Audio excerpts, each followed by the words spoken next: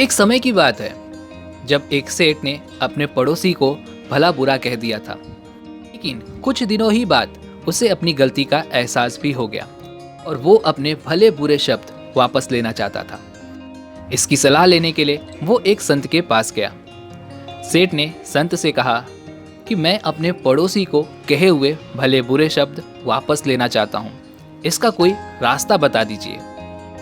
तो उस संत ने सेठ को बहुत सारे पंख दिए और कहा कि इसे शहर के बीचों बीच चौराहे पर जाकर रखकर चले आओ। सेठ ने संत के कहे अनुसार उन सभी पंखों को शहर के बीचों बीच चौराहे पर रखा और वापस संत के पास लौट आया। कुछ देर बीतने के बाद संत ने सेठ से कहा कि जो पंख मैंने तुम्हें अभी दिए थे बीच चौराहे पर रखने के लिए, वो सारे पंख वापस मेरे पास लेकर आओ। सेठ वापस उस चौराहे पर गया जहां पर उसने वो पंख रखे थे, लेकिन जाकर जब उसने देखा तो वहां पर पाया कि एक भी पंख वहां पर नहीं थे, क्योंकि वे सारे पंख हवा के जरिए यहाँ वहां उड़ गए थे। अब वह सेठ निराश होकर और खाली हाथ वापस संत के पास लौटा और उसने वो सारी घटना संत को बताई। ये सारी घटना सुनने के बाद संत ने सेठ को समझाया, ठीक यही घटना तुम्हारे शब्दों के साथ भी होती है।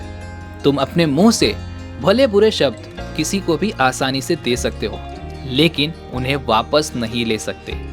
तुम वापस उस आदमी से जाकर के माफी तो मांग सकते हो, लेकिन जो उसके दिल पर चोट लगी है उस चोट को तुम वापस नहीं भर सकते, तो इसे भूल जाओ। तो दोस्तों, इस कहानी से हमें ये सीख मिलती है कि एक बार किसी भी रस्सी को तोड़ दो और उसके बाद वापस उसे जोड़ा जाए तो उसमें एक गांठ सी रह जाती है।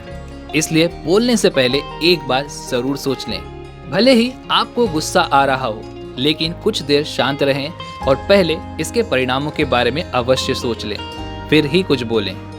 क्योंकि दोस्तों, जब हमें कोई बात अच्छी नहीं लगती तो हमारा स्वभाव चिड़चिड़ा हो जाता है और चिड़चिड़ा होने की वजह से हमें गुस्सा आने लगता है।